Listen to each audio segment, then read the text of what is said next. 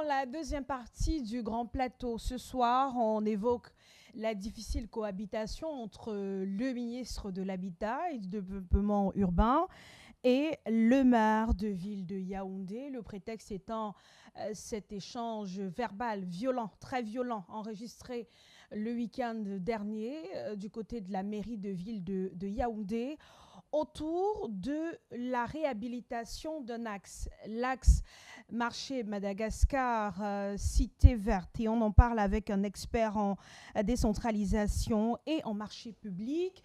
Sylvain Minka est avec nous ce soir. Bonsoir Sylvain, merci d'avoir accepté notre invitation. Bienvenue. Bonsoir Claude, bonsoir à tous vos millions de téléspectateurs de par le monde. C'est moi qui vous dis merci de m'avoir donné ce privilège de venir un peu mettre en exergue un peu ma petite expérience et ma petite expertise au regard de l'actualité qui est tout aussi brûlante actuellement, notamment celle autour des deux responsables de la ville de Yaoundé, de notre République. Alors Sylvain, comme de nombreux Camerounais, certainement, vous êtes tombé sur cette vidéo dans laquelle on voit la ministre de l'Habitat très en colère, très remontée, qui échange verbalement avec des agents de la mairie de ville de Yaoundé. Dans cette vidéo, on ne voit pas le maire de ville, mais par la suite, on apprend qu'il y a une série d'événements enregistrés de ce côté-là qui pourraient justifier cette situation. Comment justement comprendre ce qui se passe ou ce qui s'est passé à Yaoundé le week-end dernier? Déjà sur les faits, vraisemblablement, on ne pourra pas comprendre ce qui s'est passé parce que on voit juste une altercation. Madame la ministre qui sort, notamment on a identifié l'immeuble, la mairie de la ville, qui sort d'un immeuble en pleine altercation avec certains agents, forces de sécurité et puis agents de la mairie. Mais dans le fond, nous savons bien quelle est l'affaire qui a déclenché, ou alors qui aurait déclenché cette altercation. Madame la ministre est rendue dans les services de la mairie, je présume, notamment pour rencontrer M. le maire relativement à ce projet. Donc, dans le fond, les faits, nous n'allons pas nous appesantir sur les faits, mais nous allons essayer d'éclairer un peu l'opinion à ce qui concerne les processus, les compétences qui seraient en train de se chevaucher et voir qui doit faire quoi et qu'est-ce que les dispositions légales et réglementaires prévoient dans le cadre de l'exécution des compétences des autorités. Justement, sur la base des faits, cette dispute naît de la situation vécue au niveau de l'axe que j'ai évoqué tout à l'heure, Tout à fait. l'axe Madagascar, cité verte, qui devrait être livré avant l'arrivée du pape Léon XIV, qui est annoncé au Cameroun du 15 au 18 avril prochain. Mais un délai de 2 mois supplémentaires a été accordé à l'entreprise en charge des travaux. Pour la ministre de l'Habitat, c'est beaucoup puisque le pape pourrait arriver et trouver que cette route prévue sur son itinéraire n'est pas prête, n'est pas praticable. Et pour certains, on évoque cette ingérence du ministre de l'Habitat dans des affaires qui concernent la mairie. Peut-on parler d'ingérence pour une situation comme celle-là? Sur le plan interne, Claude, on ne parlera pas d'ingérence parce que l'État est unitaire. Et les collectivités territoriales sont des démembrements de l'État. On ne saurait parler d'ingérence dans le cadre interne. Ça rentre beaucoup plus dans le cadre du droit international de l'ingérence. Mais ici, nous parlons peut-être d'un conflit de compétences. Là, c'est encore plus approprié. Je pense que c'est le thème qui sera même le plus approprié dans notre entretien. Il est question ici des compétences transférées par l'État aux collectivités. L'État, qui est le garant de ces compétences, dans le cadre de l'État unitaire, le Cameroun est un État unitaire décentralisé. Ça veut dire quoi? Ça veut dire que l'État est le détenteur principal des compétences qu'il met à disposition, qu'il transfère à ces autres entités appelées collectivités territoriales décentralisées, qui sont les mairies et les régions, conformément à la constitution de notre pays. De cet aspect, donc, il ne faudrait pas qu'on perde de vue que l'article 18, alinéa 3 du Code général de décentralisation prévoit justement qu'en cas de défaillance, alors en cas de carence de cette collectivité dans le cadre de l'exercice d'une compétence transférée, l'État peut, parce que c'est ce qui est mentionné, l'État peut, d'une manière ponctuelle, agir ou alors se substituer à cette collectivité pour exercer cette compétence. Donc, dans le cas d'espèce, nous, en tant que juristes, nous allons avoir une approche très prudente parce que il faudrait d'abord, avant qu'on en arrive là, ça veut dire quoi? La résiliation peut-être du contrat de l'entreprise adjudicataire, il faudrait qu'il y ait une carence constatée. Elle a été constatée, les documents, nous ne les avons pas encore, mais nous présumons que si Madame le ministre s'est trouvée dans cette posture de substitution, ça voudrait justement dire qu'elle a eu à évacuer tous ces préalables. Ça veut dire quoi? Il y a une mise en demeure qui doit être d'abord adressée à monsieur le maire de la ville par l'autorité compétente, donc la maire de la ville qui est en principe la tutelle technique dans le cadre de cette compétence transférée, ça veut dire l'aménagement des voiries urbaines. Donc, elle doit mettre le maire en demeure. Et en ce moment, donc, je crois qu'il y a un délai prescrit. Dans cette mise en demeure, c'est une huitaine. Au cas où le maire ne s'exécute pas, c'est en ce moment qu'elle entre en branle avec les mécanismes et les pouvoirs et prérogatives qui sont mis à sa disposition. Ça veut dire quoi? Se substituer au maire, déjà, première des choses, résilier le contrat, ou alors essayer de le revoir avec la même entreprise. Mais en cas de défaillance ou de carence, on ne saurait encore reconduire le même adjudicataire. Ça voudrait dire qu'il a été incapable de réaliser le marché. Madame la ministre, par d'autres mécanismes, peut relancer le marché et terminer le chantier. Je pense que de manière pratique et technique, on peut le dire comme ça pour que nos téléspectateurs essaient de comprendre ce qui se passe. Pour le cas d'espèce, Sylvain Minka, y aurait-il eu défaillance? Et défaillance de la part de qui? De la mairie de ville qui ne s'est pas assurée de la livraison du chantier ou bien de l'évolution du chantier ou de l'entreprise? La défaillance est sur deux échelles. Déjà, l'adjudicataire, le maire de la ville, qui est le maître d'ouvrage, qui a dûment passé le marché à cette entreprise, devrait se rassurer que dans le cahier des charges, les délais devraient être respectés. Au-delà donc de cette conjoncture que vous savez, qui rentre dans la souveraineté de l'État, on a une visite, on a déjà même deux événements majeurs. On a déjà le sommet, oui, c'est un sommet parce que c'est une rencontre internationale au sommet de l'Organisation mondiale du commerce et les délégations qui sont déjà sur nos installations. Il y a cette visite hautement stratégique et politique et même diplomatique, l'arrivée du souverain pontife. Donc, de ce simple aspect, l'État peut juger de l'opportunité de mettre un terme au contrat de cette entreprise qui n'a pas respecté les délais au regard du calendrier diplomatique et même stratégique que je venais d'évoquer tout à l'heure. Donc, nous sommes un peu prudents parce que si dans la ministre, nous avons seulement vu la lettre qui mettait un terme, on appelait ça, elle a demandé un inventaire de ce qui est. Donc, ça veut dire qu'on est dans une procédure de résiliation. Ça veut dire, qu'est-ce que vous avez fait, qu'est-ce que vous n'avez pas fait, qu'est-ce qui reste à faire, vous nous faites l'inventaire parce que nous allons continuer avec le reste. Donc, mais je crois, ou je présume que Madame le maire et Madame la ministre a su bien suivre tout ce préalable, ça veut dire qu'on l'a mis en demeure à Monsieur le maire, qu'en date de tel, vous avez cédé un marché à l'entreprise telle, mais au regard des circonstances et du calendrier diplomatique et politique à venir, je pense que ce marché est en train de traîner et je vous donne un délai de temps pour que ce soit réalisé, faute de quoi je me substituerai. C'est ça qu'on appelle la mise en demeure, parce que l'État, bien qu'il vous ait transféré les compétences, le transfert de compétences ne signifie pas abandon de compétences. L'État n'abandonne pas ses compétences, il vous les transfère suite à un principe de subsidiarité. Ça veut dire quoi? Ça veut dire qu'on vous donne une compétence pour l'exercer au niveau le plus proche, pour un souci d'efficacité et d'efficience. Donc, et l'État joue maintenant un rôle de contrôle, de tutelle. Ça veut dire quoi? Il se rassure si vous l'exercez dans le cadre des lois et règlements en vigueur. Et je vais aller plus loin. L'État, non seulement il a un pouvoir de contrôle, il a un pouvoir même de sanction. Ça veut dire que, par exemple, le maire peut être suspendu en cas de faute avérée lourde, ou alors en cas de défaillance. Le maire peut être suspendu parce que l'intérêt général est au-dessus des intérêts particuliers. Donc, dans le cadre de ce qui se passe, au regard, nonobstant des faits et puis des altercations et autres, Madame la ministre est dans son rôle au cas où la défaillance et l'incompétence est avérée.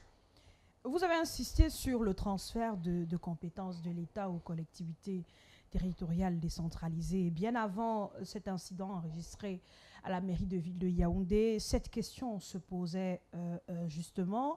Est-ce que l'État a véritablement transféré les compétences au CTD? Pour certains, l'État, comme on le dit dans nos communautés, a donné la chèvre et a arrêté la corde. Non, pas dans le cas d'espèce. Voyez-vous, c'est vrai, il y a un principe fondamental dans ce qui concerne dans la décentralisation.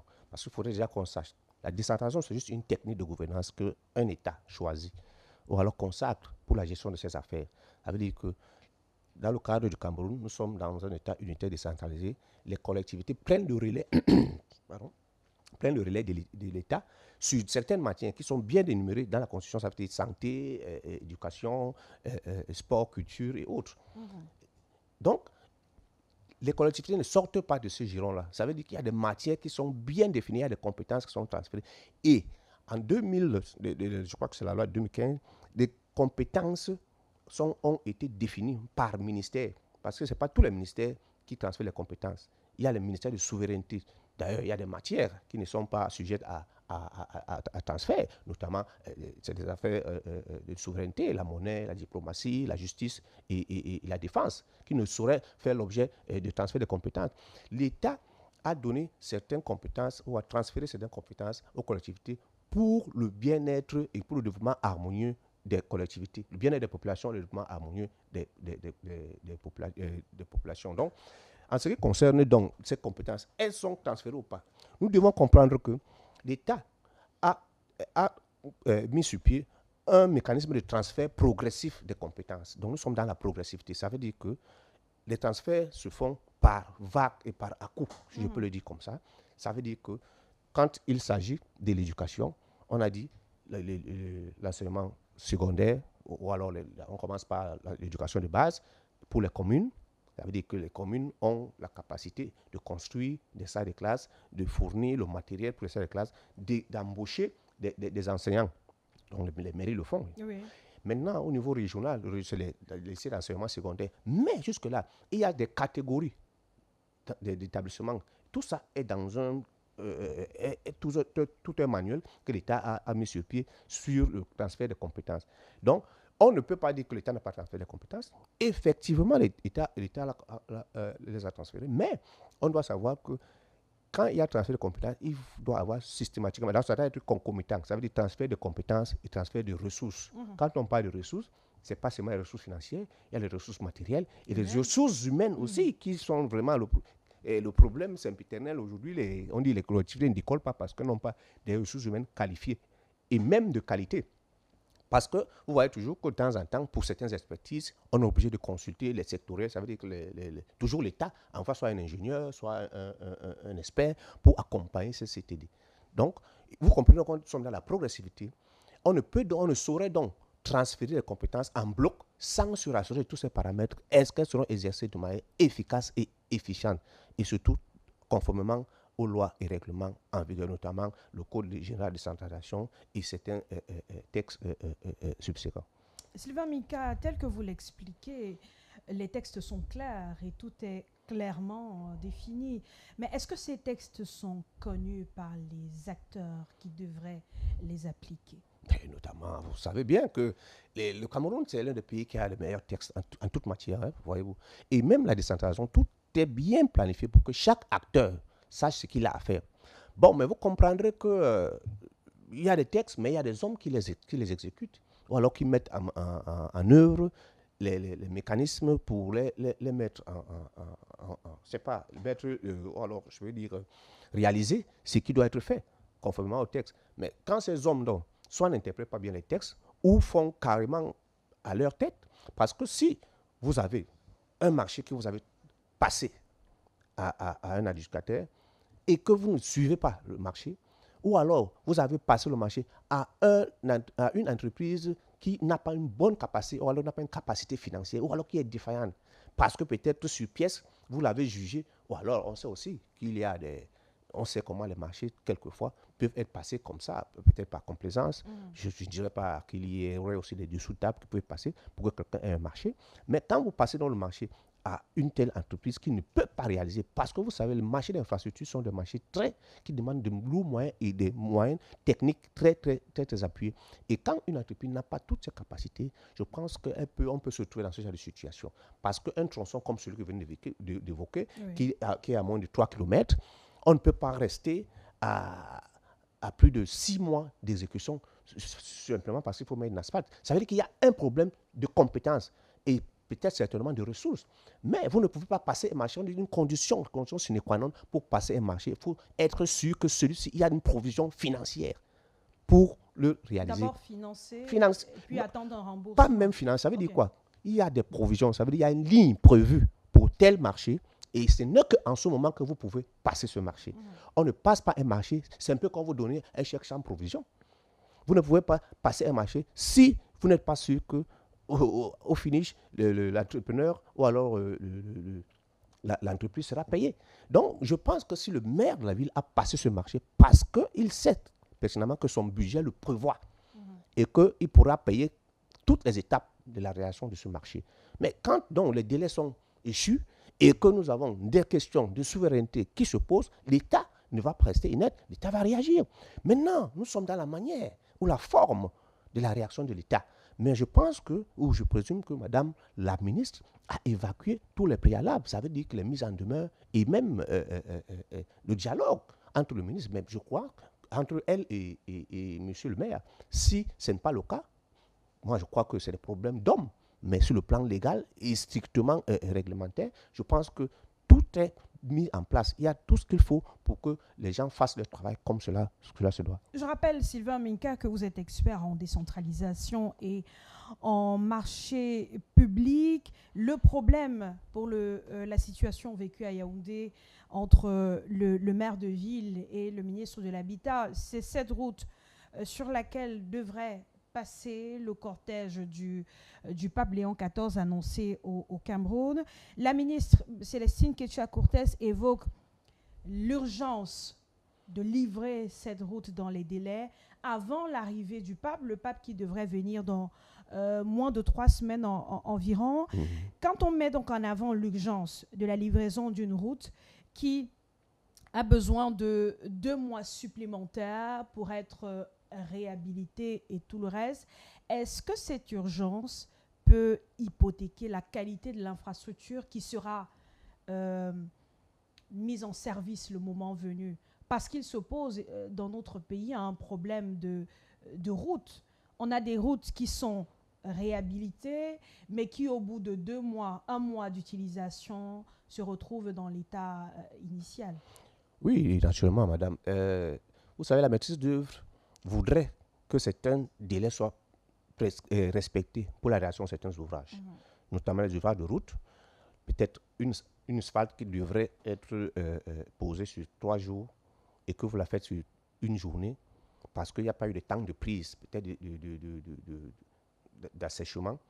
Vous passez une autre couche au-dessus. Vous comprendrez que au finish, peut-être la structure ne pourra pas tenir parce que peut-être on sommes en train de travailler à la hâte.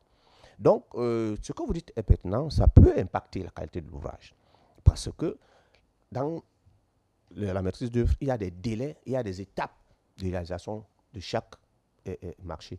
Donc, quand vous le dites, c'est à prendre en compte parce que quand même Madame la ministre réagit, elle ne vient pas avant l'échéance des délais. Elle vient parce que justement, les délais sont échus. Si on a donné 2 ou 3 mois, c'est parce que la maîtrise a bien prévu qu'en 3 mois, on peut faire cette route et la finir.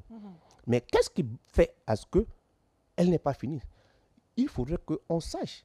Mais si c'est un problème de ressources, le maire connaît tous les mécanismes de mobilisation ou même d'appel de fonds pour que ce travail soit fait. Mais s'il est resté inerte ou alors insensible à l'agenda gouvernemental, qui est la réception de tous ces sommets que je viens d'évoquer, il y a problème. Donc, mais vous savez, à un moment donné, quand il y a urgence, on doit faire avec. Ça veut dire quoi? Quelles que soient les conséquences. Maintenant, on n'a plus de choix. On doit faire ces routes. Même s'il faut qu'on la fasse en 1 nuit. Parce que l'itinéraire est arrêté. Et vous savez que quand il y a une visite comme celle-là, d'un haut commis, parce que c'est un chef d'État, le pape, oui, il y a ce qu'on appelle un protocole sécuritaire qui a déjà été mis sur pied. Ça veut dire quoi? De son itinéraire, de son séjour et de ses réunions et autres. Maintenant, aller changer l'itinéraire qui est déjà préétabli en coordination avec les services de sécurité du Vatican et ceux du Cameroun. Vous voyez donc qu'il y a un problème de souveraineté de l'État qui peut justifier justement la méprise de Madame le ministre, je peux le dire comme ça, entre guillemets. Donc, il y a panique. Vous pouvez comprendre qu'il y a panique. Donc, il ne faut pas toujours penser que quand on a transféré une compétence à quelqu'un, parce que l'État a seulement dit, prenez, allez faire ceci. Il n'a pas dit qu'il ne regarde plus. Ce n'est pas ça. Pour lui dire terre à terre, le transfert et non l'abandon. Parce que on ne peut ne pas laisser les choses se faire comme ça. On sera toujours face à ce type de situation. Ça veut dire on a dit faites telle chose là-bas. Parce que vous êtes entremêlés dans une même ville, vous pensez que non, je suis maire de la ville de Yaoundé. Ça veut dire que non, c'est mal pas. Mais non, nous sommes dans un État. Maintenant, vous avez une collectivité, ça veut dire une parcelle où vous devrez œuvrer en rendant compte à la personne qui vous a transféré la personne morale, donc l'État qui vous a transféré cette compétence-là. Donc voilà, terre à terre est simplement ce qui est en train de se passer. Et je crois que de telles situations ne pourront plus se produire au regard de ce que nous avons vécu. Ça nous, sur le plan de l'image internationale, ça ne nous rend pas grand service. Donc, c'est une façon d'interpeller tous les responsables, tous qui sont en charge de gérer les affaires de l'État, d'être un peu sérieux dans la réalisation de ce qu'ils font. Parce que le Cameroun, c'est le Cameroun qui prend toujours un coup. Et vous savez même que ces délégations sont déjà là. Et ils sont sur les réseaux sociaux. Ils voient tout cela. Ça ne nous aide pas beaucoup. C'est là où je peux un peu reprocher l'attitude de Madame la ministre qui pouvait gérer ça encore de manière plus administrative et il y avait beaucoup plus de tact. Vous savez, un membre du gouvernement est investi de prérogatives de puissance publique. Donc, il n'a pas besoin d'aller à la front physique parce que l'État lui a donné les moyens. Ça veut dire quoi? Il y a d'abord le préfet qui est l'autorité de tutelle des communes. Il y a le préfet, il y a le gouverneur qui est l'autorité de tutelle des régions. Elle pouvait mettre en branle ces deux leviers pour essayer de régler le problème. Bon, on a vu qu'ils ont fait plutôt la descente, comme il y a eu ce barrage dernièrement, ce blocage sur la rue. Mais eux, sur le plan administratif, devaient prendre le relais pour essayer de décanter cette situation dans le bureau. Et maintenant, quitte à ce que ce soit les forces de l'ordre qui se rendent sur le terrain, par les membres du gouvernement qui sont en altercation, moi, j'ai été aussi un peu écorné de vivre cela sur les réseaux sociaux. Mais je pense que tout va rester dans l'ordre et cette route pourra définitivement être construite. Il y a quelques heures encore, lorsque notre reporter y effectuait une descente, c'était le statu quo. Mais on a tous vu une vidéo du gouverneur de la région du centre qui précisait clairement que c'est le ministre qui a le dernier mot. Est-ce qu'on doit comprendre que actuellement c'est le ministre qui est désormais le maître d'ouvrage? Bon, nous n'en sommes pas encore là. Mais la ministre est encore dans une logique de pression. Elle doit passer la route. Maintenant, quel est le problème que le maire, ou la difficulté que le maire rencontre pour que cette route ne passe pas? Moi, je pense que c'est là où on doit s'appesantir. S'il a un problème, il peut l'exposer à sa tutelle, que voilà ce que je rencontre comme problème. Mais difficulté ou non, on a entendu la ministre dire que cette route doit absolument être livrée et va être livrée avant l'arrivée du pape. Oui, mais c'est pour ça que je dis, elle est déjà dans une posture de pression et même de substitution au maire, parce qu'elle a déjà constaté la carence. La carence est constatée, puisque le délai est échu, et là, le pape arrive dans 2 ou 3 semaines. Il y a problème d'urgence. Et ne serait-ce que par ce simple motif, Madame la ministre peut arrêter les travaux et prendre d'autres moyens que l'État peut mettre à sa disposition pour que cette route soit construite. Maintenant, le reste, on va voir après s'il y a un adjudicataire qui aura peut-être quelque chose à revendiquer. Et là, la procédure, il y a un contentieux, ils vont aller en contentieux et le reste suivra. L'État pourra faire le bilan. Mais pour le moment, la ministre ou alors l'État a déjà pris des choses en main. Et le maire de la ville doit déjà le comprendre. Ce n'est pas un problème d'homme. Je pense qu'il faut que l'intérêt supérieur de la République soit au-delà des égos et des intérêts personnels. Quand on ne l'a pas encore compris dans ce pays, là, je peux rentrer maintenant dans le registre politique, quand on ne l'a pas encore compris dans ce pays, rien ne peut marcher. Parce que ça ne nous honore pas.